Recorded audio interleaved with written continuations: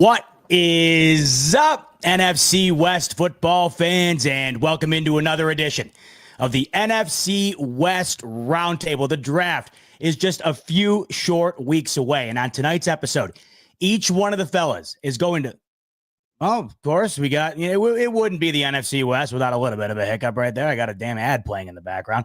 As I was saying, we got the draft coming up in just a couple of weeks, and on tonight's episode, each one of the four fellas is going to let you know 5 different players they'd be happy taking with their pick in the first round. In addition, they're going to let you know one player that their team absolutely cannot take in the first round. That's coming your way tonight on the NFC West Roundtable. Before we dive into it, a couple of things of note. First of all, Underdog Fantasy, as you know, the NFC West powered by Underdog Fantasy. Download the app, use the promo code RTS to get a $1,000 bonus credit plus a free pick. That's Underdog Fantasy. Download the app. Promo code is RTS. That'll get you a $1,000 bonus credit plus a free pick. All right, now's where it gets fun. Listen up because we are doing a giveaway this evening. We brainstormed. We wanted to find a way to give back to the lovely people of the NFC West Roundtable, our lovely audience. We appreciate you guys so much. And prior to the draft, we wanted to show that appreciation by doing a giveaway. So here's how it works. We're currently offering memberships on the NFC West Roundtable YouTube channel. So if you head on over to the YouTube channel, you can become a member. You hit join. It won't let me, of course, because I'm logged in on the back end here, but you hit join. You then become a member. That's going to enter you into our giveaway this evening. If we hit 5 members on this show, the giveaway starts. You might be wondering what you get when you become a member. You get a free super chat a month. You get access to the exclusive Discord. You get priority within the chat. And my favorite feature out of everything, I love this, custom badges and emojis. So if you become a member for a month or longer, you get a custom badge next to your name. But you also get access to the custom emojis that we have here on the roundtable. And let me just show you in the chat right now what we do have. I'll post them. So right now, we got the caricature of Jesse. We got the caricature of Brandon. We got the caricature of Jake. We got the caricature of Jesse. And now we're coming down to my 2 favorites. We got Lyle and my personal favorite, Christopher Walken. You get access to the exclusive stickers. So when Brandon's in the middle of doing his rant Christopher Walken style, you throw out the Christopher Walken sticker. That way you can let everybody know, I know what these guys are doing. If I'm a first-time viewer, I don't know what the hell is going on, but I'm in on it. I know what's going down. So you can become a member. Once you do, you're automatically entered into the raffle. Now, you might be wondering, what are we giving away? What are we giving away? Well, as I keep mentioning, the draft is right around the corner. We are giving away an official NFL draft hat. Your choice. Your favorite team, you get that hat if you win the draft, or if you win the lottery. So we have, of course, the Niners draft hat, the Rams draft hat, the Cardinals draft hat, and the Seahawks draft hat.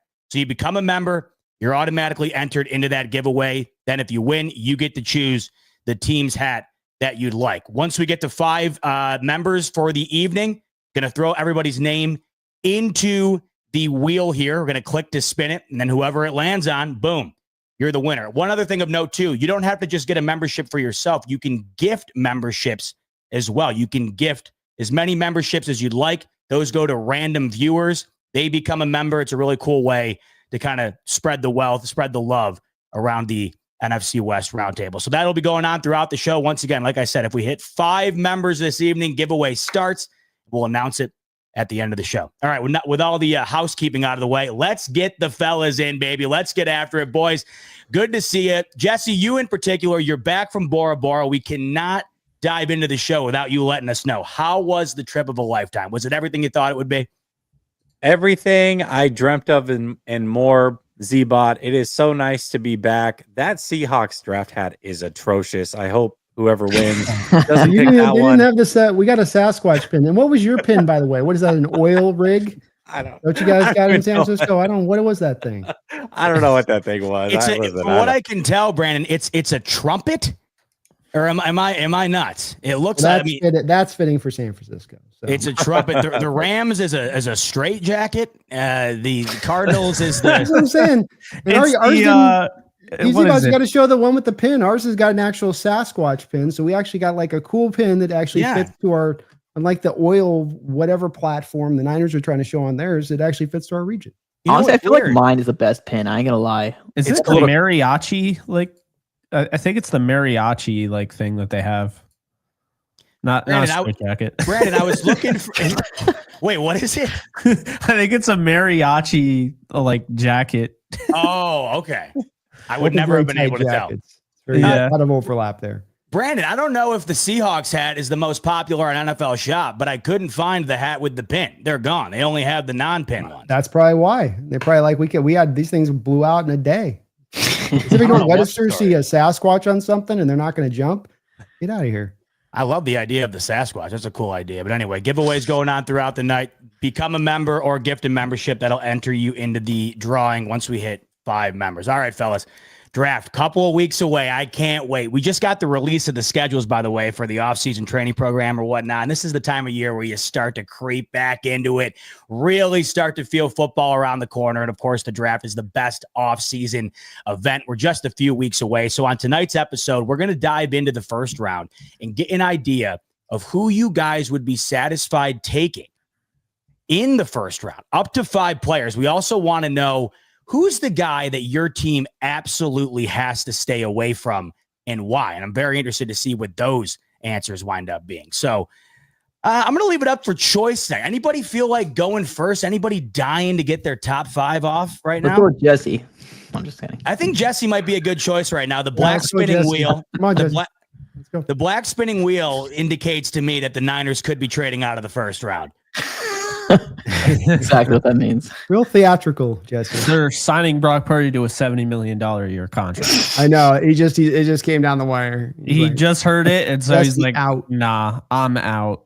I actually would like to start with Jesse because he does have the first pick in the division here. Yeah. But apparently he's on Jesse, that just got back from vacation schedule, where it's like he's on Tora Bora time or whatever. So it's like Tora Bora. we got a show. He's on that Bora Bora Wi-Fi, which I know it's beautiful out there. I don't know how the internet connection is, but as I filibuster to see if Jesse's going to come back, I guess we'll move on to who has the next pick in the NFC West here in the upcoming draft, and that would be the Arizona Cardinals at pick 16. And interestingly enough, when we did our mock draft last week, Mike, you weren't around. So tonight, oh wait, hold on. I of course, just as I started to transition to Mike, taking my glory. Back. Jesse, I know you probably love it. Would you leave your phone in Bora Bora? You're using the backup one on that? Yeah. McDonald's Wi-Fi is crazy around here. Oh my God. Well, listen, your Niners are on the clock in terms of the teams in the NFC West. They have the first pick in the NFC West. Pick number 11, a lot of directions the Niners could go in. And obviously you weren't with us last week as well. We did a full first round mock draft. So we're interested to see what you're thinking from the Niners perspective. Give us your rundown. 5 players at pick 11 that you think you would be satisfied with the Niners going with. Then give us that one player that, man, if the Niners took him, would not be a pleasant day in Jesse's household come draft night. Well, I'll give you the first name I'm going to give you is probably a little bit more of a pipe dream, just because I do think he'll go in the top 10, but there's a slight chance that he might make it to the 49ers, and that's Armand Membu. The 49ers need a left tackle of the future. Trent Williams, who knows when he's going to retire. And the 49ers, it doesn't matter. As long as they go trenches for the most part, I'm going to be pretty happy. And I think that Armand Membu is the clear best tackle in this draft. I think he's the only guy of the top 3, maybe 4 guys that is a pure tackle. I think if you go with some of the other guys, you risk that they might be a guard like Kelvin Banks Jr., for example. So Armand Membu, if he somehow made it, I would be ecstatic to have him. I don't think he will, though. So the other 4 names I think are very realistic. There's a great chance that they're going to fall. Slight chance they could go in the top 10, but I'm a big Walter Nolan fan. Brandon is not a Walter Nolan fan. He thinks he's a bit overrated, but I really like Walter Nolan. I watched him against Georgia and 2 other games. I've got them written down, but I think anytime that you're playing against guys that are going to be NFL starters on the offensive line and they have to double team you all game, that means that you're a pretty damn good player, especially when there's other players along that defensive line that are going to go in this draft as well. But they put all their focus on Walter Nolan. And I still think that he had a pretty damn good game against Georgia overall. And I think that game in and game out, his effort didn't stop. His motor didn't stop. I love his pass rush pedigree, I think, is already there. I think he's a good run defender. I don't think he's an elite run defender, but I do think he's a good run defender. I would like if they got Walter Nolan, if they paired him with a bigger body, 2-gap eating defensive tackle, that would be fantastic. But I think the talent of Walter Nolan is very obvious, so I would love to have him. My biggest crush in this whole draft is Jahdae Barron. Now, I think Jahdae Barron might be a slight reach at 11, although I can make an argument really for 10 to maybe even 15 guys at 11. I think being at 11 is an interesting spot for the 49ers because you have 8, maybe 10 guys that are true first-round guys, and then after that, if they all get taken, you can make an argument for another 10 to 12, maybe even 15 guys that you can draft at 11, and it just comes down to best fit. Where do you have these prospects ranked? And I think Jahdae Barron is an absolute stud. To me, he's everything that Brian Branch showed on film, except for he's more athletic. Doesn't mean he's going to be a better player, but if Brian Branch ran a 4.3 something or a low 4.4s, he would have been a first-round pick. He was a second-round pick, and he is an absolute stud. So if Jahdae Barron can be anything close to that, then you're getting an absolute steal at 11. So I love him. How do you do that to Mondre Lenore, though? Well, I mean, Lenore can kick outside. He can play inside or out. And I look at, yeah, he did out of necessity because they had Charvarius Ward last year. Charvarius Ward can't play inside, and Renardo Green can play inside, but he's probably better suited for outside, and Lenore can play in or out. Technically, Jahdae Barron can too. Obviously, I think he's a way better at nickel corner, but I also think he can play a little bit of a star role and even safety. Like, I don't know. What I like about Jahdae Barron and pairing him with Green and Lenore is that they all have position versatility. They can all play inside or out. You can move them around. They can play a star role. You can do pretty much whatever you want. So if one guy goes down and your next man up is best suited for outside, well, you can kick Demo back inside. Or if your next guy up is best suited inside, you kick Demo outside. I just think there's a lot of position versatility with those guys. So that's why I like Jahdae Barron with the 49ers as well. Will Johnson might be the best pure just corner in the draft, outside corner. He's got some injury things going on right now that has stopped him from doing on-field testing and what have you. But as far as the size, the ability, overall skill, I don't think there's any denying that he is a first-round talent. And then I would say last but not least, Mykel Williams. There's multiple edge rushers in this draft that I think are pretty good, but when I look at Mykel Williams, I look at his age, I look at the raw talent, and I just look at him across from Bosa. I think that would be an excellent tandem going forward. And I think he's just a better fit than let's say a Pierce Jr. When I see Pierce Jr., I look at probably the Eagles. Like, that's an amazing fit, but I don't know that he fits the 49ers and what they're trying to do as much. So Mykel Williams for me would be number 5. And then the player I would stay away from, Tyler Warren. I want no part of Tyler Warren. Not that he's not a good prospect, but the 49ers can use a lot of other things. A pass catcher is not necessarily one. You still have George Kittle. And I got to be honest with you, I don't know that Tyler Warren is that much better, if for sure better than Loveland. I like Loveland a lot as well. And so I think you're taking a risk on not getting the best tight end in the class if that's the route you go. But a rumor came out today that the 49ers love Tyler Warren and they might even move up for him. So I don't know. I hope to God that that's not the case.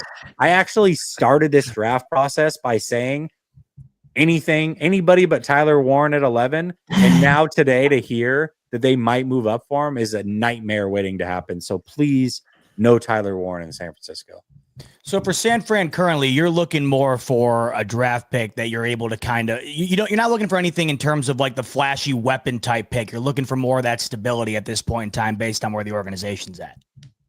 Yeah, absolutely. And best player available. Listen, if I thought that Tyler Warren was the clear best tight end in this draft and was the best prospect, I wouldn't have an issue. But I genuinely can make an argument that Loveland is a better player. I really can. And so for me, I don't want to take that player. Ted McMillan, if Ted McMillan was there, I would consider it. I really would. I don't care about the position of need. I think Ted McMillan is probably that good. So I would be more okay with that. But the 49ers truly need trenches, and they also need to go best player available. But like I said, most likely the way the draft seems to be falling, you can make an argument for 15 guys at pick 11. You really can. And one of those guys that I just mentioned will probably get picked at like 25 in this draft. Like that's how crazy deep and also not and how top heavy this draft is, in my opinion. Fellas, we got our first new member of the evening, the HHG. Brandon, I know you got a new soundboard. Go ahead and play a little something for the HHG. Go ahead and give a little welcome. Here, what we got? Target neutralized. Love it. Oh, man. You should get uploaded. We got one more. Oh, man. I don't know what I was expecting. Respect. That's what you should get. What was that, Mike? I was gonna say you should get the GTA where it's that respect little song that comes on. That's what you should get. I was gonna add that I was just worried about the freaking because the music stuff is the super touchy stuff where it's like half a note. There was a half a note, copyright strike. Yeah. Okay. Plus, they're sending those phishing emails around now, Jake, right? Too with the copyright music. Don't even get me started with that shit. Unbelievable. Well, hey, the HHG, appreciate you. That's one down, 4 more to go. That activates the giveaway. We appreciate you becoming a member. The HHG, really great to have you on board. So Jesse listed off his 5 players he would want at the pick 11 spot for the 49ers, the one player he would not want. Let's switch it up a bit and go to Brandon here. Brandon, who's the one player, if the Niners were to take him, you'd be thinking as a Seahawks fan, oh, man, not looking forward to having to go against him 2 times a year in San Francisco? Mabo. I mean, Jesse's smart to be picking that as the first guy because that would be the first one to meet. That's the scariest to me. I think that they're heading potentially to a bit of a, not a catastrophe with their offensive line, but it could become a very big issue, especially if Jesse's prediction of Trent Williams' retirement comes in line right around the draft or even the day of. Now they look real dire, and especially if that guy goes off the board, I agree with Jesse on this. I think good chance that the history of tackles, you're seeing a couple gone before they pick. You don't have your guy to pick. Williams is retired. Second round's options are gonna get pretty thin by that point. So Mabo's the one that stands out to me that I've always thought with Shanahan, he's gotten lost in the forest despite the trees on this a little bit. And with all of this skill position fascination from how much draft picks to how much money they pour into that position versus going and getting the meat and potatoes type offensive line that could make his system work its best. I'm worried he comes to that realization.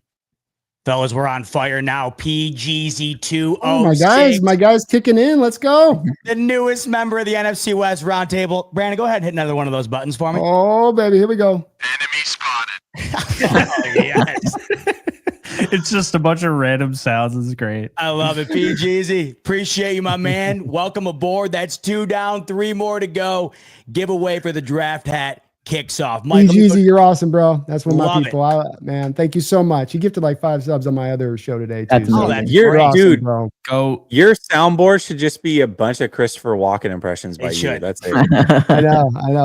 I'm just getting started. I'm just starting to add to them. You know what I mean? So it's bit by bit on this. You got to add the Jesse scream from Nightmare on Elm Street 2.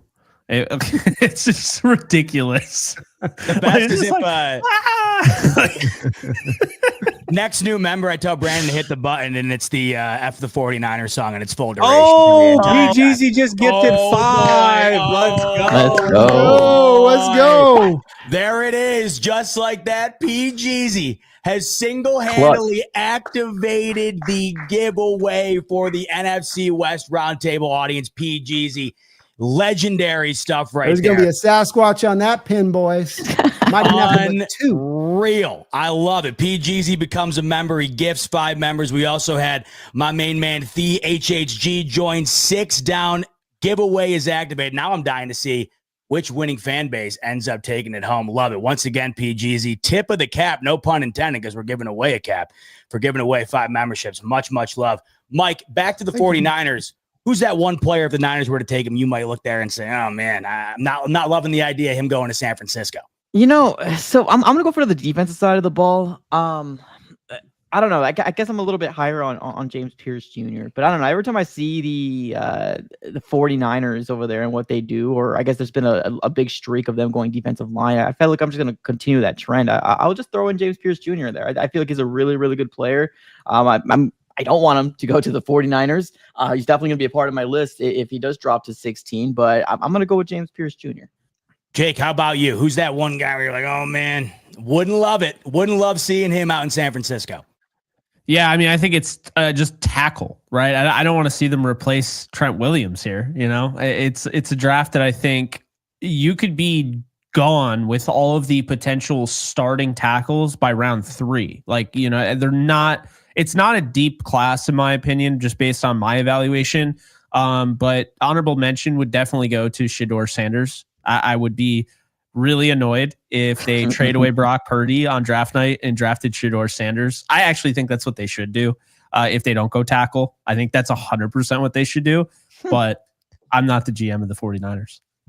Listen, Jesse, I'm curious. Jake, you brought it up, so I'll bite. The off chance that happens, what's the initial reaction in the moment? Absolute shock.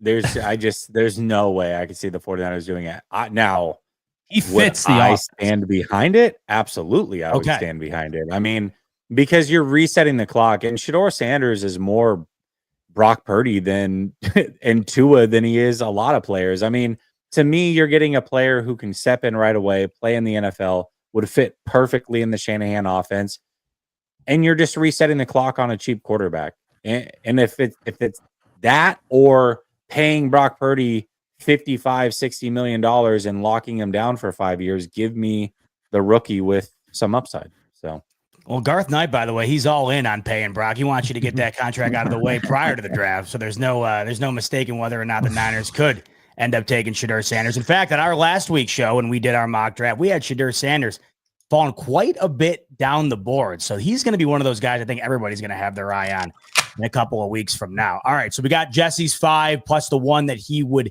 not like to see the Niners go with. Let's move down the draft board to the next team up on the clock in the NFC West, and that's Mike's Arizona Cardinals. And Mike, we weren't with you last week during our mock draft either, so we are excited to hear what you're thinking the mindset surrounding this upcoming first round is for Arizona. Who are your 5 guys that would have you smiling come draft night in a couple of weeks? Well, up and foremost, appreciate you guys for not doing me dirty. I wasn't able to participate in that mock draft I wanted to, but I heard it went very, very long, so I'm glad I didn't. Who did you guys draft for us, though? I should at least know that. We did awesome. By the way, Jake, well done. Z-Bot, well done. I think we executed to absolute perfection for both you guys. Yeah. Was it Will Johnson? We did Will Johnson for you, Jesse, one of your picks. Okay. Yep. And then we got Kenneth Grant for Mike. Yeah, appreciate that. Brandon, Mike got hurt for me, by the way, because I wanted to go and Grant a couple picks later. You got to understand the pain involved with that one for me. I got to give you your flowers real quick, Brandon. The memory, congrats, because I doubt you wrote that down, and I just had to look it up to see who the hell we went with. And I wanted Grant. That's one of my guys. So I was like, oh, okay, here you go. It's like you're busting off some crud of some real good donut and be like, all right, I guess you can have some. It's funny because I remember there was some reluctance there, and I was like, I wonder because you kept pushing your ass over there, going, no, it's the right pick for him. Got to be. You're like, damn it. Thank you, Jake. Thank you. I got you. Let me get to my list here real quick. So the 5 guys here, but let's give him a good pick. Thank you. Well, my 5 guys I would love the Cardinals to pick, and this is going to be at 16. This is not trade down, trade up, but I guess people that I feel like is going to be there at 16. Let me start off with the elephant in the room. Kenneth Grant, let me go ahead and put him on there. I feel like he is going to be a stud for the Cardinals. I know, it's so weird because I do see a lot of mock drafts amongst, obviously, content creators or like Mel Kiper or ESPN, anybody. It almost kind of feels like the trend is still defense. Of course, you kind of get your wide receiver here and there, which honestly I'm not mad at. But I think defense is still the route the Cardinals should go, or at least trenches in general. Primarily defense, but I wouldn't be mad if it was a tackle or anything like that. But I'm going to put Kenneth Grant up there. I would love for the Cardinals to potentially go after somebody like that at 16. I feel like he will be there. Yes, we got Calais Campbell, and yes, we got Dalvin Tomlinson, but those are 1-2 year guys, right? We're looking for the future. We're looking for a guy that's going to be hopefully the next Darnell Dockett. That's what I'm looking for in this Arizona Cardinal defense. And can he be the guy? I don't know. We'll have to kind of wait and see, but I would love to bring in a Michigan guy. Love what he brings. And I would love that pick. I'm going to keep it with the defensive line as again. I'm going to put James Pierce Jr. in there as well. I don't know. He's actually one of my favorite edge rushers. Obviously, Abdul Carter, there's absolutely no way in hell he's going to drop to 16. So, but the guys that are going to be available in that spot, obviously, you're talking about James Pierce Jr., you're talking about Michael Williams. Mike Green potentially could be there, but I don't know. I really do like James Pierce Jr. I know the character issues, and a lot of people are like, oh, he's not a Monty Allsuport type of guy. But if your evaluation is that you feel like he's a really, really good edge rusher, I don't know. I just hope the Cardinals can absolutely take that, because yes, we got Josh Sweat, but opposite side of him, there's not really much consistency, and I don't want it to be put all on Josh Sweat to say, go get him, man, go get him. But, you know, can he do it? Maybe, but I don't know. I kind of want to get a young guy out there, potentially bring him in. So yes, James Pierce Jr., my second one, and this is no specific order. I'm just throwing him out there.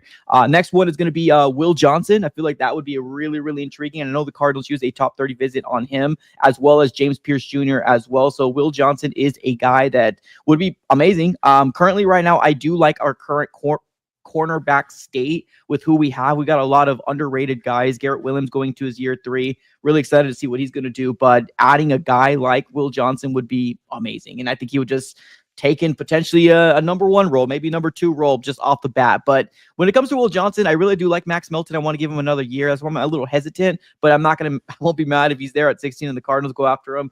I won't be mad at it. So Will Johnson's the next one. Another guy that I would like the Cardinals to get. I'm going to throw Jalen Walker in there. I know there's just a little intrigue with him. The Cardinal fans are pretty reluctant with him because obviously the tweener, right? You're able to play middle linebacker as well as edge. Hopefully the Cardinals use them as edge if they do draft them. But we got a little PTSD with a lot of linebackers, with obviously Isaiah Simmons not working out for us. Zaven Collins is still on the team, but you know he's just there, right? He's there. So Jalen Walker is also part of my list as well. And who else? A fifth one. I would say, you know, I'm going to throw a flyer out there. I saw Mel Kiper mocking a wide receiver to the Cardinals. He mocked this Matthew Golden, which this is not the first time an ESPN analyst has mocked a wide receiver to the Cardinals. So I'm going to throw a wide receiver in there, not a Matthew Golden, although I don't hate it. I would love Emeka Egbuka. I feel like Emeka Egbuka would be really, really cool for the Cardinals to potentially go after him. We are in need of a third wide receiver that's going to be able to spread the field, and we like our Ohio State guys. So obviously Marvin Harrison Jr., Paris Johnson Jr. So hopefully an Emeka Egbuka might be him. It's a long shot. I doubt the Cardinals will go wide receiver, but that is going to be my 5 list. I'm just throwing a crap ton of different prospects out there. So James Pierce, Kenneth Grant, Emeka Egbuka, Jalen Walker, and then Will Johnson are my 5. We think we batted around the idea of potentially seeing the Cardinals go wide receiver at some point last week. We didn't end up going. Brandon was pushing it hard. He's like, I bet he was. He's like, but I don't know who they're throwing to. It made a lot of guys. It just made a lot of sense. They never see it. I mean, that's the only reason. It made a lot of sense. I was like, Kenneth Grant. He's like, yeah, I don't know, but like a receiver, like, I was like, Jake, are you sure? I mean, it's such a whole dorch. I mean, even doesn't sound like he's going to catch a lot of passes. He's a big body guy. I don't know. So for my guy that, so I don't know, this one's kind of, I don't know if I, so for the person I don't want the Cardinals to draft at 16, honestly, like you can go any position. I feel like the Cardinal fan base would be pretty excited or would make up an excitement for it. I know Shedeur Sanders was kind of brought to the attention of Mel Kiper saying he's not going to, not Mel Kiper, I'm sorry, Adam Schefter saying he's not going to shut it down because apparently Michael Bidwell has some issue with Kyler Murray or whatever. But I know, a whole can of worms. I could say Shedeur, although I know it's not going to happen. I'm not going to put him on the list. I'm going to throw a tight end out there just because we don't need a tight end at all. Like we probably have one of the best top 3 tight ends in the NFL right now. So I'm just going to throw a tight end. I'll say Tyler Warren, that I would hate the Cardinals to use a 16th overall pick on a tight end just because of we don't need it. We got to take Trey McBride. Like, so that's what I would say. 12 personnel though. Oof. Dangerous. I'll ask you the same question I asked Jesse. I mean, this seems even, I don't know, just the idea of either one of these things happening. But it was thrown out there today that an insider had said they wouldn't be stunned if the Cardinals went with Shedeur Sanders. I feel like many people would be stunned. Mike, would you be stunned? And how would you react to that type of massive move that would completely alter kind of how we view Arizona currently? So I would have a level of shock, but I think I can get behind it. Like the only reason why I don't is because I truly believe that this is going to be the year of the prove it year for Kyler Murray. This is a big year. We're going to year 7 and we haven't won a playoff game under the era of Kyler. So like I'm not against the idea. I'm kind of like teeter-totting around. I mean, I don't know. I would rather allocate that 16th overall pick to something to help the team. Like, even if Kyler Murray is not the future, at least we're actually stabilizing this team to bring in talent that's going to last longer. So I don't know. I mean, if he's there at 16 and the Cardinals really like him, of course I'm going to be able to get behind it. It's just, I don't know. Right now, I'm not in a situation where I even feel like the Cardinals are going to do it. So, like, I'm not even there yet. I know Adam Schefter coming out saying that, and on top of that, the Michael Bidwell thing opened up a lot of Cardinal fans' eyes, but I don't know. I just don't see it as realistic. If it happens, I can get behind it, but I don't think it's going to happen.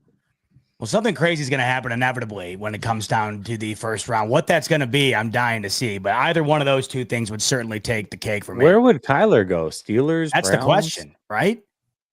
Well, yeah. Steelers probably would be the number one thing. There was a rumor about the Browns like a while ago before free agency. It became to be like, it was debunked like real quick. But like, if you got to look at it, like the Browns are in need of a quarterback. Obviously, the Deshaun Watson experiment has completely failed, and whatever's going to happen with him. But yeah, the Steelers might be the best place. I mean, you could also kind of throw the Giants in there as well. I know they just got Russell Wilson, but like, what about that random? You guys see that random? You're talking about rumors. Remember that random rumor that came out? That guy on the radio that was like, "Hold on, I think it's just a source, but like I'm hearing that the Browns could acquire Dak Prescott and the Cowboys could trade up and get Shedeur Sanders." And I'm just sitting there like, you know what I hate about that? I wouldn't be surprised if Jerry Jones is planning on doing this. Like, that's what I hate about that. Like, that would be like, think about it. The Cowboys are like America's team, but no one talks about them. It's just forced media dribble. No one actually wants to talk about them. They're not interesting. That would be an interesting move. That would get them talked about. Jerry Jones wants it's that. a lure to bring Dion in a couple years down the line. Yeah.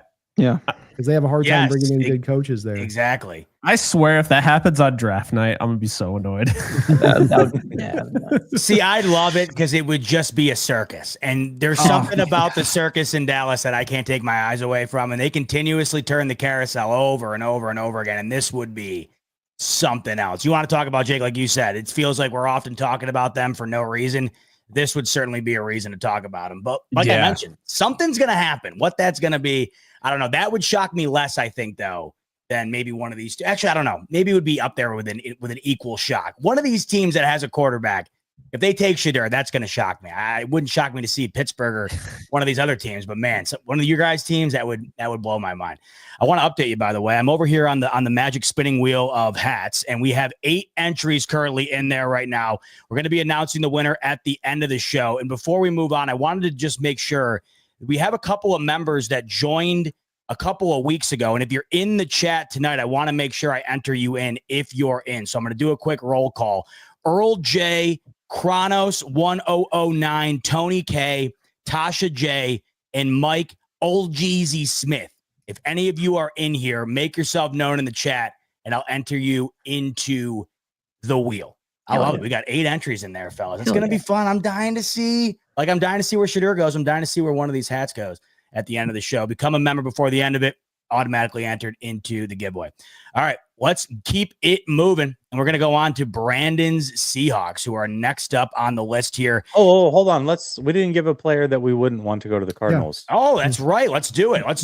Jesse, you reminded me. So clearly I feel like you got somebody on your mind that you really don't want to go to the Cardinals. That's true. And actually, I'm going to throw it right back to you, Mike. You said James Pierce Jr. for the 49ers. I talked about how he's a great fit for the Eagles. Well, guess who came from the Eagles? So there you go. When I look at the Cardinals and if they were to take like a James Pierce Jr., who's as versatile as he is, and you add that to all the moves that they've made from last year's draft through free agency this year, they've completely revamped that defensive line and made it super lethal. So I'm going to say James Pierce Jr. for the Cardinals as well. Brandon, you? I'd go with Ted McMillan. I think if you pair him with Marvin Harrison Jr. on the outside, that you'll have 2 big slow guys that can't get 1,000 yards. Dear God. I like their talent a lot more than that. So I think those guys will work, and I think they'd be a good pairing out there between the two of them. You still need to get a slot, but I think that'd be pretty scary for them. That's cold, Jesse. Don't disrespect Marvin like that. It would be Luther Burden. because I want Luther Burden. I think he's got more upside than any receiver in this draft. And it would just scare me seeing what they could do with him, having Kyler, having, one of the slower receivers in the league, according to Jesse, Marvin Harrison Jr. But no, I think he would be like, I totally get the Ibuka love, and I love Ibuka as well. I have very similar grades on the players, but I just eke it out a little bit with Burden. And I feel like if the Cardinals took him, I'd be more worried about what that would do to the board, because there are a lot of receivers I like in this draft, and I don't want an early wide receiver run. And I feel like the Cardinals would really get people panicking, and all of a sudden Rams are picking at 26 and there's like nobody there. So interesting. By the way, I saw your chats. Tasha and Mike Smith, you are in the giveaway. Appreciate you letting me know you're here. Appreciate you becoming a member before it was cool, right? They were the OG members, Mike and Tasha. So appreciate you guys letting me know you are entered in, up to 10 entries now. Keep it rolling. As we keep rolling, let's move on over to Brandon Seahawks. Down the list of the draft board, all the way to pick number 18, where Seattle has a new quarterback in town that they might be looking to add around in this upcoming draft. Brandon, the 5 guys that you're interested in bringing into Seattle, and I saw a head shake, so I got a feeling this is going to be a defensive-oriented list. Well, not quarterback for sure. I no QBs there. That'd be my no-go list there. I would start with Campbell. I don't know if Campbell's going to be looked at as a tackle or not by NFL circles. I know he's highly regarded, and there's a good chance he goes before we pick. It's a little bit like Mabo's pick for Jesse on this one, where there's only like one tackle of the 64 tackles starting in the NFL that have less than 33-inch long arms, and he would be the second guy if he's going to be a tackle in this league. So if he does go to guards don't tend to go in the top 12, 13, 14 picks, even the good ones.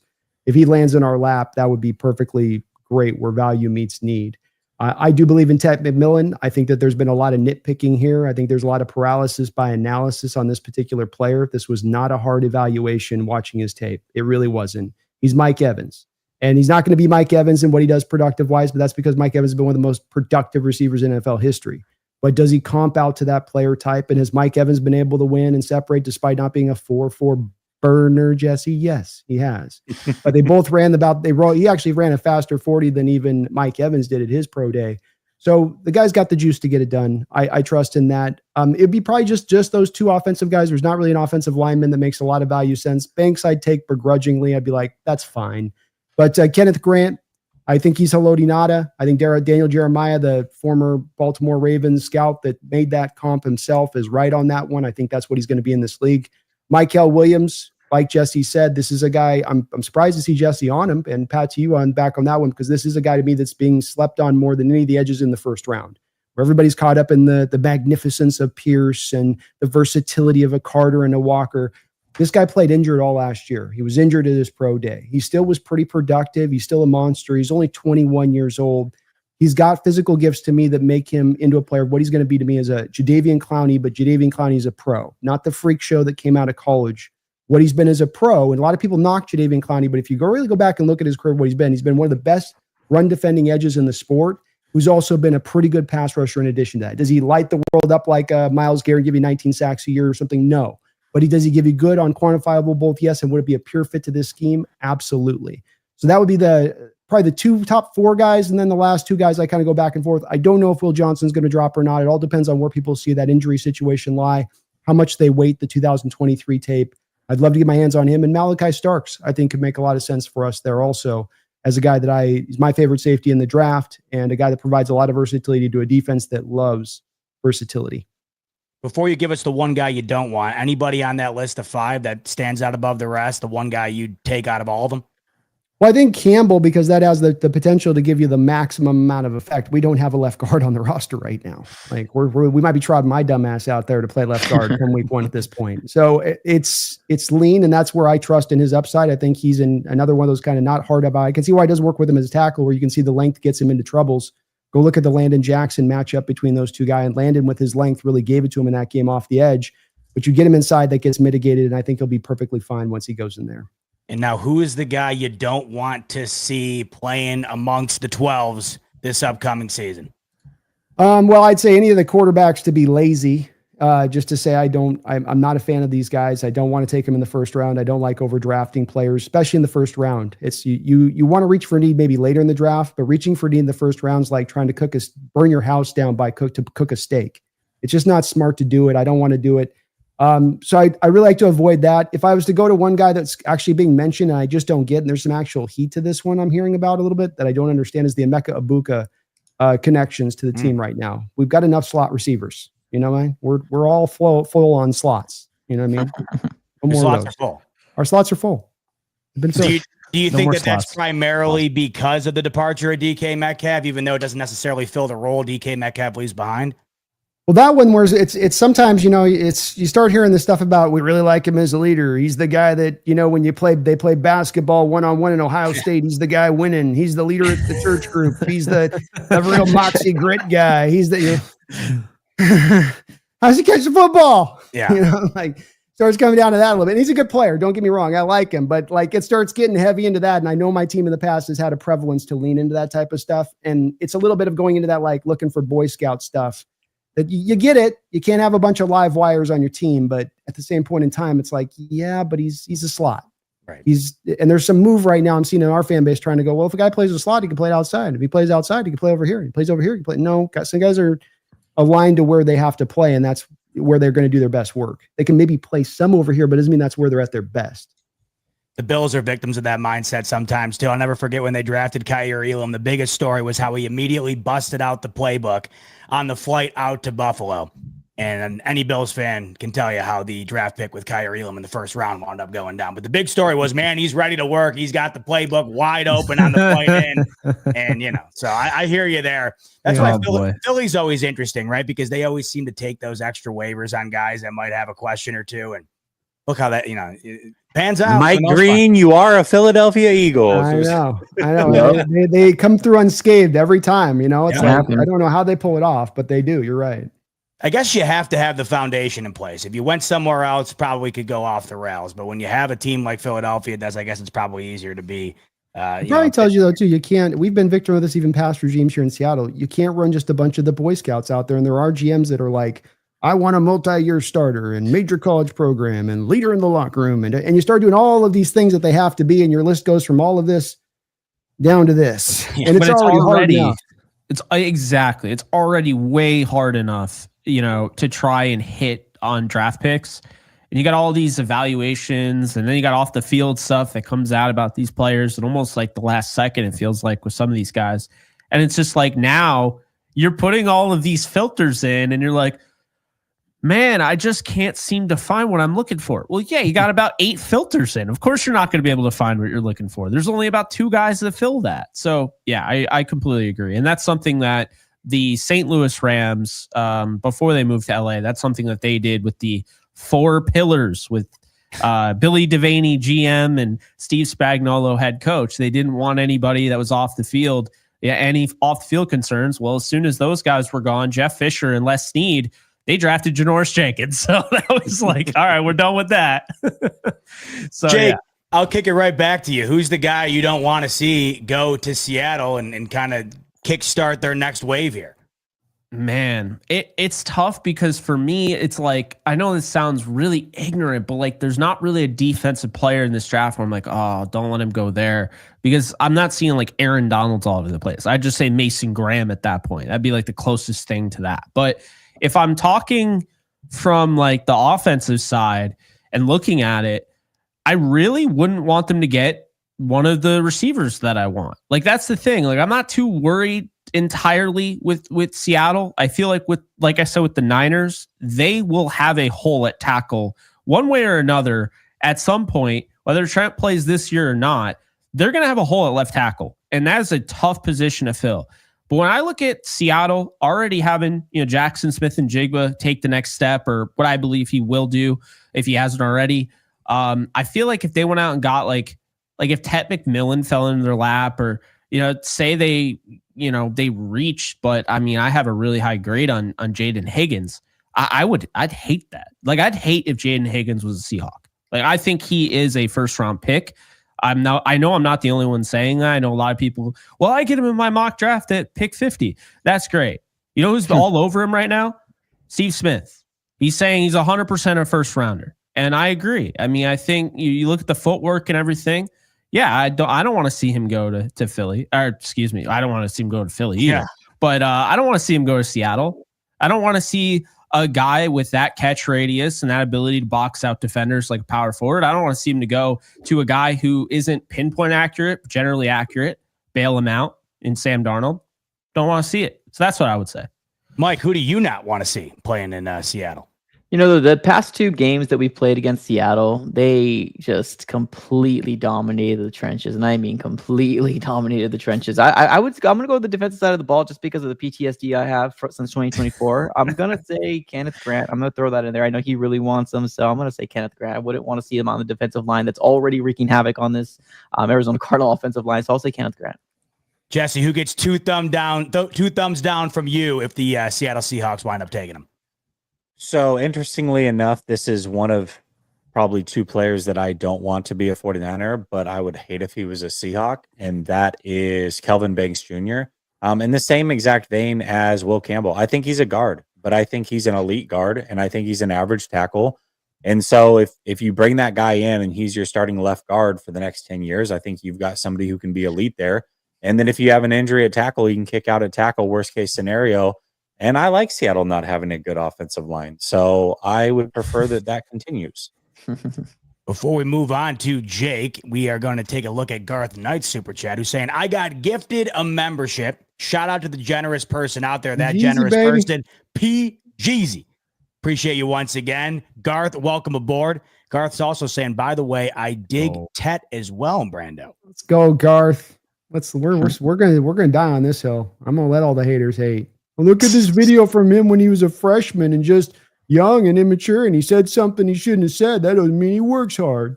Kyle Shanahan hates him already. Okay. Well, you know, Shanahan, we don't block hard enough. That's valid. Spam the Lyle stickers in the chat right now. I was telling Richie earlier, we were trying to go over what should we put in for a sticker. I'm like, man, this chat loves getting on Kyle Shanahan's case. So I got a feeling we'll be seeing those aplenty throughout the offseason and the regular season. Let's move on and transition to the last pick amongst the 4 here in the NFC West, the LA Rams. And SoCal Ram will segue us into these LA Rams by saying Isaac Tesla. That is such a Ram pick. Dude, I don't think he dropped a pass when I watched quite a few games of his, and I don't think he dropped a pass in college. They're meeting with him, so I think that's why he put that there.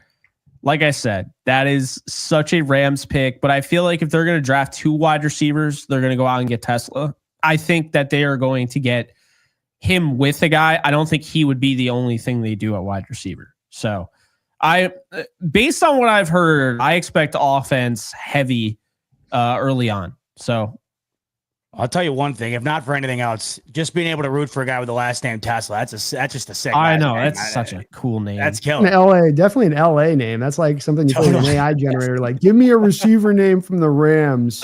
Totally. I like the Jake, band too. So yeah. There you go. Oh, there you go. Perfect. Yeah. Worlds collide. That's spot on though, Brandon. That does feel like a West Coast name. We'll see if that West Coast name makes your top 5, Jake. Give me the 5 guys you'd be happy seeing the Rams go with at pick number 26 in the first round.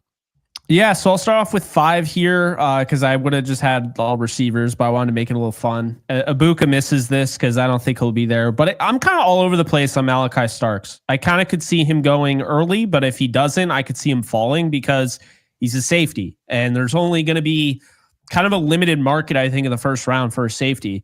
I thought Miami would go after him, but they just had the whole Armstead retirement. Yeah. So now I feel like Starks could fall. And you look at this guy and it's like, well, why would he go to the Rams? I mean, you got Quinn Lake, you got, Cam Curl, you just spent a third on Kinchins. Jalen McCullough was great last year.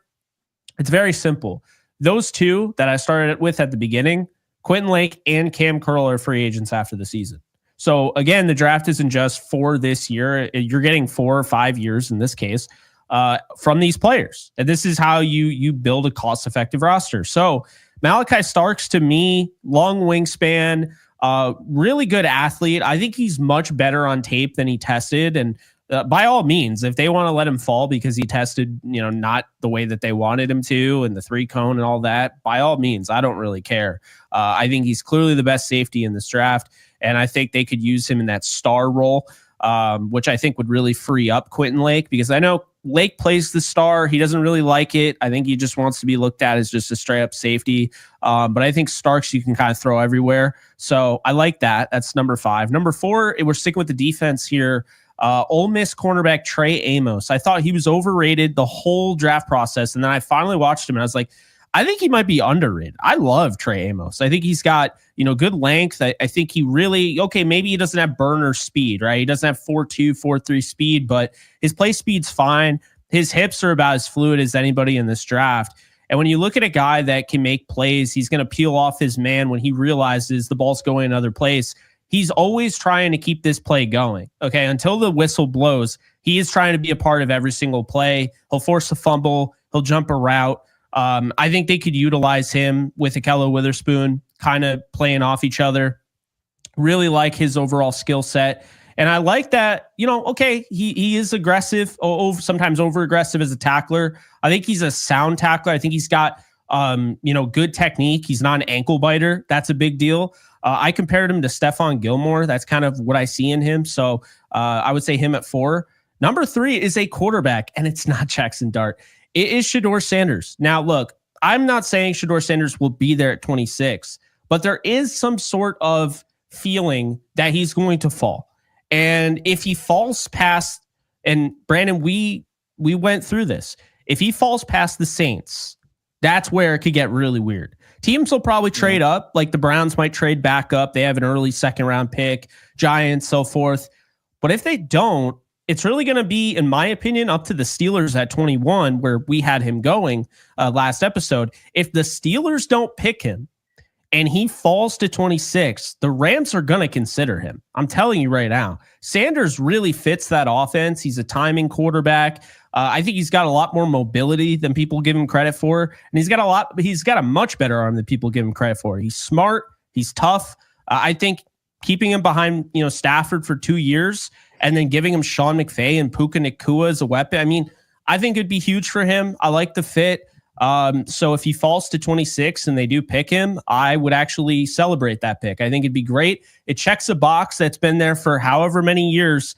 Stafford's been around. Everyone's like, yeah, but they don't have a quarterback, right? They don't have a long-term, they're this window. Well, the window stays wide open if you get Shedeur Sanders coming out, in year 3. So that's what I like there. Number 2 is Jaden Higgins. You guys already heard me rant and rave about Jaden Higgins. Brandon and I disagree, but his comp to me is Mike Evans. I really see it. The footwork is there. The separation skills is there. I think Jaden Higgins, with the familiarity factor, his old offensive coordinator at Iowa State is on the Rams coaching staff. They have a lot of intel on him. I think this is a real shot to be the pick here. And then number 1, he's my 2nd highest graded wide receiver in this draft, only because Travis Hunter resides in this draft. It's Luther Burden III, who I think has the most upside of any receiver in this draft. I think at some point or another, I think he can play on the outside, but regardless, right away, this guy can help you here and now as a power gadget guy. And I understand some people don't want to hear that, but he could have a significant role in this offense. They rotate wide receivers, and they're not going to rotate Puka, and they're not really going to rotate Devontae Adams, but you could rotate him with Tutu Atwell, or even have those 4 on the field at the same time, which is definitely possible. And to me, I think that's a great fit, because this is a guy that can win after the catch. He can make guys miss. He can go up and high point the football. He plays bigger than his frame. And you look at the 2023 tape, there's not a receiver in this draft that had better tape than Luther Burden had in 2023. I stand by that. Mizzou did not help him out in 2024. I think he would do wonders in a Sean McVay offense. Luther Burden is Jake's guy. Who is not your guy, Jake? Who do you not want to see go to the LA Rams? I do not, and I don't care who likes it, want to see Jackson Dart go to the Rams at 23. All right. I'll tell you right now, if he goes in the 3rd round, I could be okay with that. I can stomach that. I think he's a talent, but I have other quarterbacks first off rated higher. Second, I feel like, we didn't really learn our lesson with that last quarterback whose name's totally escaping me right now. But at Ole Miss, I mean, things are so easy. Yes, Matt Corral, thank you. Things are so easy at Ole Miss for quarterbacks. I just don't feel like Jackson Dart. I mean, I understand the whole, well, he'll sit 2 years. Yeah, I could sit 2 years. I'd be a better quarterback than I am right now if I sat 2 years too. But the point being is that if I can get Jackson Dart or I could get, Shedeur Sanders or whatever, why would I take Jackson Dart over Shedeur Sanders? But also, more importantly, does he have any elite traits at all? Is Jackson Dart even above average as an arm? In my opinion, he's not. He throws flat-footed a lot of the times, doesn't really step into his throws.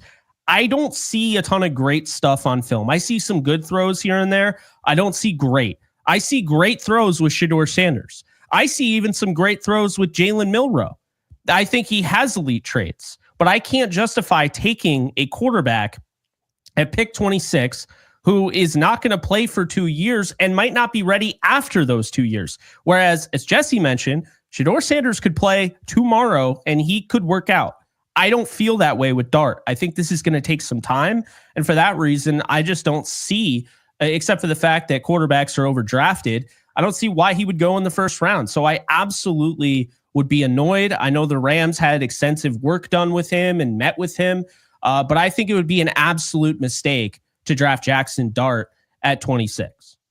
Jake, out on Jackson Dart. Alex Marin in. That's my guy being right there. A member of the NFC West Roundtable. Alex, appreciate you joining. You just became the 11th entry in the giveaway this evening. By the way, last call on becoming a member. We'll be doing the giveaway in just a little bit. Hit that one more time for me, Brandon. Give Alex a little bit of love right there. Love it.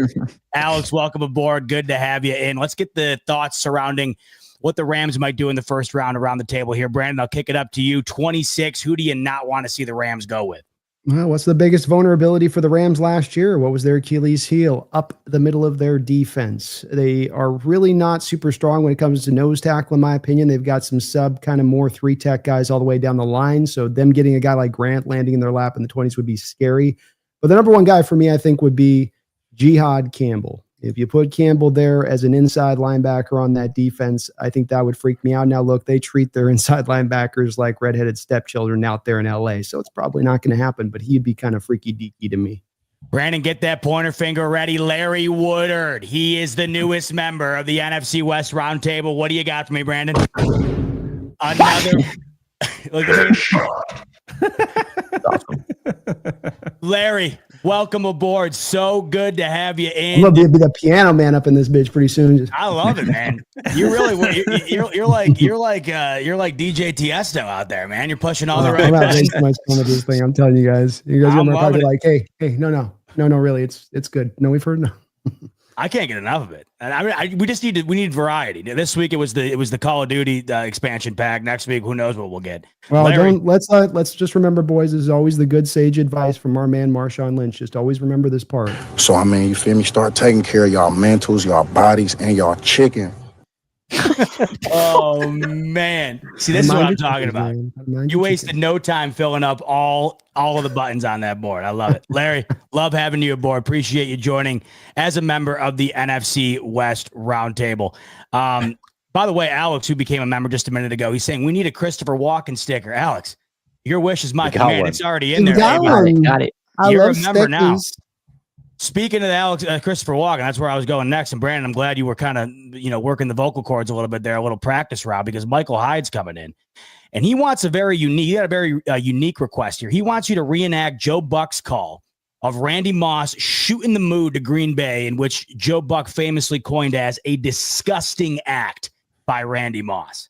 It's the most disrespectful thing I've seen ever broadcasting wise. All they do is eat cheese and drink beer. What are you doing? You're going to moon those good folks? No, we don't do that, Randy Moss. Who are you? So dirty. Saw your red eye. I didn't like it. Bravo. Spam the Christopher Walken stickers in the chat. Larry, by the way, not only did he gift himself the beauty of being a member of the NFC West Roundtable, but he shared the love as well. Larry gifts one membership to a lucky member watching tonight. We'll wind up seeing who that is. Go ahead, Brandon. Hit that button. One of them. I love it. I love it. All right, we got to get some thoughts here on what is going on with the Rams and what you guys don't want to see them do. Brandon gave us his opinion. Mike, your opinion on what you don't want to see the Rams do at 26. So I'm going to give the opinion, and then I gotta go. Yes. I'm going to say Shador. I hate nothing more than a team, especially in my division, going from a freaking quarterback that they got now to a quarterback that they're just waiting for, like just to kind of get enough going. So I'm going to go out there and say Shador Sanders. That would annoy the living hell out of me if he drops a 26, right, Jake? Is that where you guys are at? Yeah. Yeah. Jackson Dart, I agree 100% what you're saying. I like Jackson Dart myself, but there's no way in hell I'm going to pick him up in the first round as well. Third round is where I got him. I don't think he's going to go. I think the Jets are going to somehow find a way to jet, and they're going to get him in the first round or something like that. I'd love it. I think for you guys, I would say Shador Sanders because I would hate nothing more than that. I'm just like, it doesn't also make sense because I don't know if Primetime wants him to sit for a year with obviously Matthew Stafford, but yeah, that would annoy the living hell out of me for you guys to get Shador Sanders. Well, Mike, appreciate you, brother. We'll see you next week. Appreciate you, Mike. Good one, Mike. There you go. Peace. You know, it's funny. Speaking of Shador, though, would there be a better spot for him to go, though, than LA in terms of the personality that he is and the ability to kind of immediately just thrust himself into the spotlight, you know? By the way, Z-Bot, another thing I want to bring up real quick about Jackson Dart, next year's quarterback class is clearly better. Yeah. I think we all can agree on that. If you draft Jackson Dart at 26, you're stuck with him. It doesn't matter who you like in 2026. You're stuck with him. Unless you want to trade him for pennies because nobody's going to want him next year. That's the thing that really I focus on is that if you take a quarterback third round, you can get out of that. But if you take one in the first round, especially a team that's ready to win now, it's just not a good look. Like people talk about, and I'm not saying it'll happen, but people talk about Arch Manning. Like the Rams would not have any chance of being able to do that with Jackson Dart. None. Like you kind of hitch yourself to that wagon, and it's like that's why like I could see Seattle not being interested in a quarterback. Like they'll just be like, you have Sam Darnold. We'll look at the quarterback next year. 49ers, same thing. Like you draft a guy at 11, you're hitching your wagon to him. Same thing if you pay Brock Purdy all that money, but you get my point. Totally. I'm just not a fan of that. Fellas, in comes Frazier, a new member to the NFC West Roundtable. Brandon, that roadcaster getting a workout. Let it sing for me real quick. Enemy spotted. Yes, sir. Frazier spotted. Welcome to the NFC West Roundtable Member Club. Frazier, Aris Frazier, we appreciate you joining us, rather. And we threw you into the giveaway, which is coming up momentarily. Can't wait to see who ends up taking away that draft hat. Jesse, who do you not want the Rams to take away in the first round of the draft? Man, I had 3 names, and I'm kind of going back and forth, so I'll just throw them out quickly. I'm in total agreement. Jihad Campbell is certainly one of them because they could use a linebacker, no doubt about it. Malachi Starks is another one. I just think he's so versatile. I talked about Jahdae Barron and his versatility. I see a lot of the same things from Malachi Starks, and I think their secondary could certainly use it. But I actually would also hate if Jackson Dart went there. The way that I see it is the 49ers aren't going to win a Super Bowl this next year, but they are trying to build towards the future. And if the Rams got Jackson Dart and he sat for a year or two behind Matthew Stafford especially, and you might have your quarterback of the future just waiting in the wings, that would suck. Because by the time the 49ers window opens back up, I'm banking on the Rams window to be closed.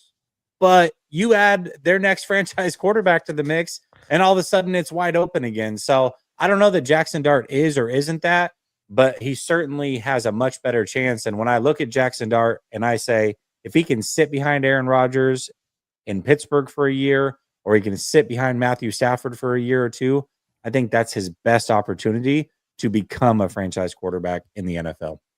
Before we get to that giveaway, let's get to your super chats. Drama coming in saying Cardinals running the West. Man, I got to this one just a tad too late as Mike exits the building, but you're representing the Cardinals perfectly for my main man, Mike. Drama saying Cardinals are running the West. Garth coming back in for us saying Brando does a great Pauly Shore impression as well. I won't ask him to do it because people can't stand Pauly, but it's in his bag. I didn't know people couldn't stand him.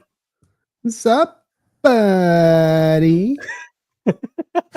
Pauly Shore sticker coming. Jesse's down old the enough to get that pipeline. reference. Jake's like, I don't know I don't know it either. I'm just pretending Jesse. like At I least do. Jesse's old enough to get it with me. I'm sitting here like, yep, that was spot on. Yes. Oh my God. HHG, by the way, fellas, putting in a request. He's saying we need to get all of the NFC West head coaches as stickers. Oh, is Mike back? No, I Did he think that's post? TD Oh. pretending to be Mike in the background as an alias, I believe. I saw the name TD flop up. Then I saw New York Jets media logo pop up, and now I'm seeing That's Arizona shady Sports. son of a gun. Look at this guy. Just trying to get on ask our him- show, man. Just Anything to ask get him how away he from feels those about Dolphins. Tua, and then Yeah. there you go. He'll blow his cover. Anything to get away from those Dolphins, TD. That's what he's trying to do. He's trying to escape. We can't let him, though. Garth coming back in again. I would pay for a membership for a full year, says Garth, to get a Lyle sticker after 12 months. Garth, you don't have to wait that long. We got the Lyle sticker in there right now. Go ahead and hit that button. Smash that Lyle sticker. We will continue to update the Lyle sticker as we go on throughout the year, especially within the season. Winning week, Jesse, I'm thinking a happy Lyle. Losing week, I'm thinking a sad Lyle. There's a million different ways we can go about it. Mariachi Lyle? The Lyle sticker's already aged 40 years. Yeah. Did you guys see that picture Oh of my him and God. McVay when they both It's got like a hired? It's like Choir geez, boy to like he served through 5 wars. yeah, it's HHG crazy. spamming the Lyle button as we speak. All right. Fellas, I think the time has come. Are you guys ready to give away one of these draft hats to one of the Heck beautiful yeah, let's do members it. Hell yeah. Let's of the go. NFC West Roundtable? Once again, thanks to everybody who became a member this evening. You have all been entered into the Wheel of Draft Hats, and whoever's name.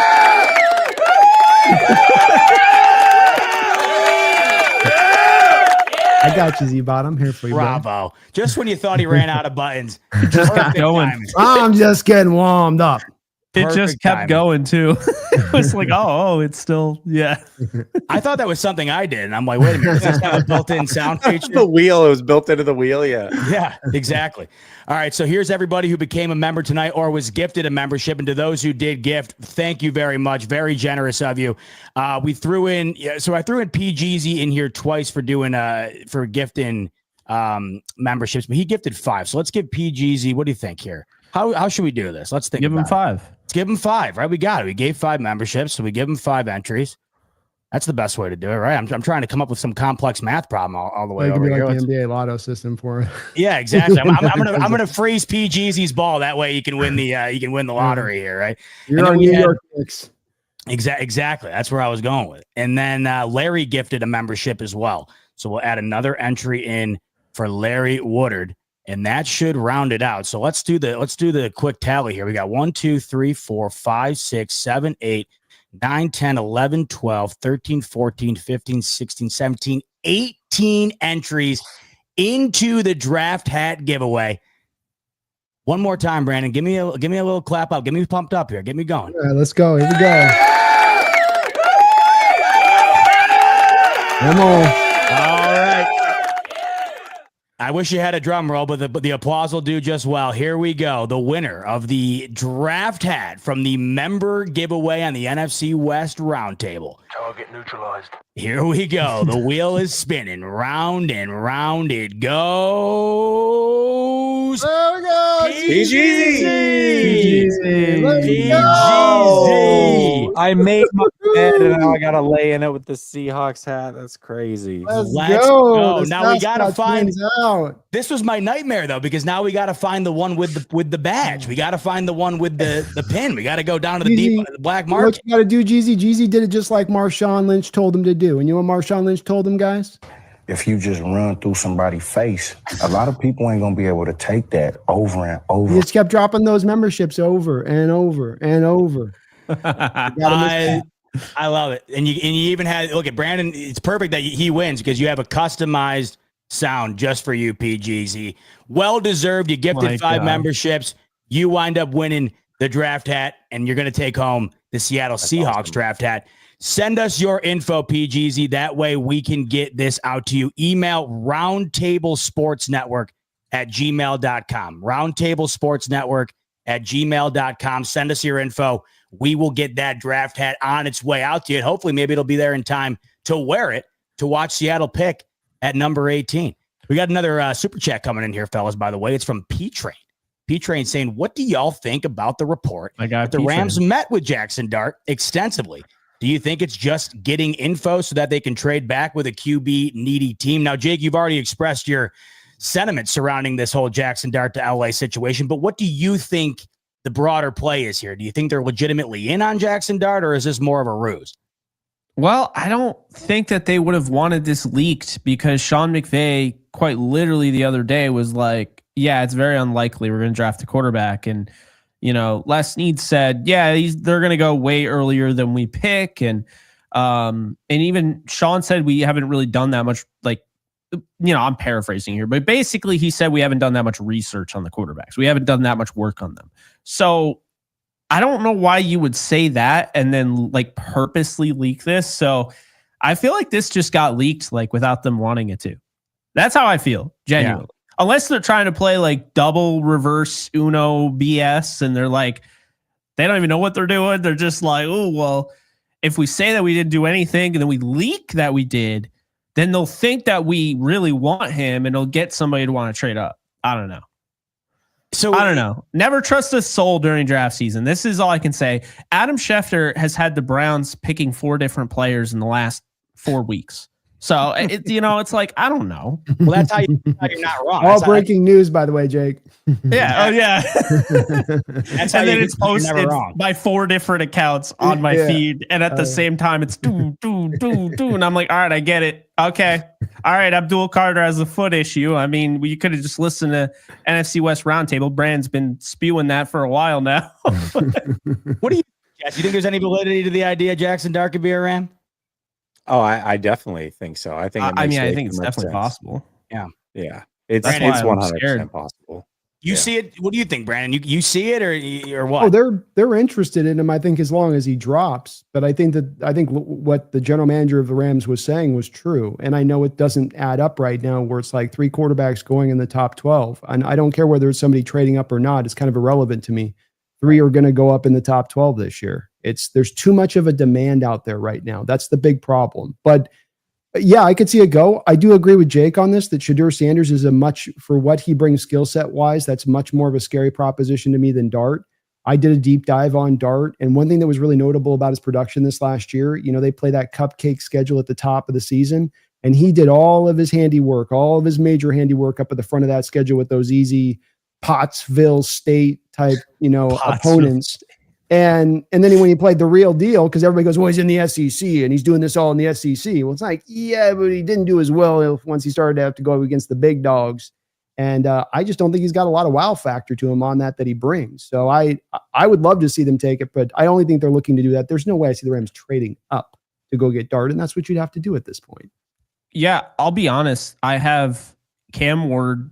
Clearly, he's the only true first round without the inflation of being a quarterback that I gave a grade to, right? Out of the quarterbacks. Then I have Shadur Sanders as a late second. I compared him to Teddy Bridgewater, but I think his upside, his ceiling, is Tony Romo-esque, which is a franchise quarterback.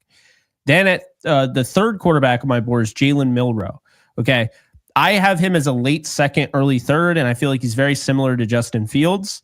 And then 4th was Jackson Dart with a late 3rd, early 4th, Baker Mayfield. But obviously, I'm not saying he is Baker. I'm saying play style is similar. And then 5th, I had Kyle McCord. I like Shuck, but I don't love Shuck. I think he's got some really good tape, but I don't see. I felt like this year he looked really good in spurts, but then he has some games where I don't really see it. And I feel like he's a high floor guy, not really a high ceiling guy. He's older too.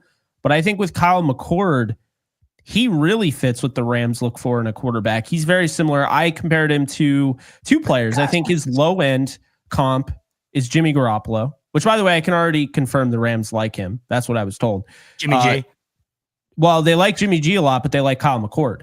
McVay likes Kyle McCord a lot. Kirk Cousins. And then his high end comp is, thanks for spoiling, Kirk Cousins. So that's kind of what I see there, is that I see a guy that, probably starts out being a little bit like Garoppolo. And I think if he develops into a franchise quarterback, it'll be like Kirk Cousins. And I think that's a really good fit. But I also will throw out another name to keep an eye on. Dylan Gabriel. He was working out with some of the Rams wide receivers. I get it. I mean, he's my 7th quarterback. I'm a Duck fan. All right, I'm a Duck fan. He's watched him. So, I'm just telling you, like, if you're wondering who the Rams could draft, I would say they probably don't draft Jalen Milroe as much as I like him. Shedeur Sanders was probably number 1 on their board after Cam Ward, who's not even a realistic opportunity. So Shedeur Sanders would be 1. I would imagine Jackson Dart and Kyle McCord are 2, 3, depending on where they look at that. And I think probably Shuck and Gabriel are 4 or 5. And I think that's probably what they look at. And I think they probably like Elgersma from Laurier, the Canadian quarterback. But I don't think he's going to be overly high on their board. But at that point, it's like you have Stetson Bennett. I don't love Stetson Bennett, but I would just rather hang on to him than draft a guy super late. I just, it doesn't really make a lot of sense to me. So, yeah, I'd say keep an eye on those guys. I could see Shuck. I could see Gabriel as kind of like a day 3 type of option. But I think if they draft a guy, in the first 2 days, it's going to be Shedeur or Dart or McCord. That's how I feel. Brandon, you thought you were going to get out of here without using that Roadcaster one last time. You're dead wrong because we got another member. God. No handicap 420. Let it rain. Yep. Headshot. No handicap 420. The newest member of the NFC West Let's Roundtable. go, you guys. Appreciate You guys you. are awesome. Everybody tonight who joined in. Absolutely love it. We can't thank you guys enough. We're just about 2 weeks, fellas, from finding out where all of these guys are going to end up going in the 2025 NFL draft. We're just 1 week away from finding out where we all think they're going to go, because next week we got mock drafts coming your way. You're not going to want to miss it. This time next week, NFC West Roundtable, full mock draft coming your way, and we hope to see you there. But that's going to do it for us this evening. On the way out the door, a like button if you could, subscribe button if you could, and once again, a big, gigantic thank you to all of the new members that we got this evening. We can't thank you guys enough. And once again, congratulations to P. Jeezy winning the Seattle Seahawks draft. Jeezy. Can't wait to get it to you. Can't wait to be with you guys again next week. But in the meantime, Brandon, Jake, Jesse, and Mike, I'm your host, Z-Bot. Thanks so much for tuning into the NFC West Roundtable, and we'll see you on the next one. Go Hawks.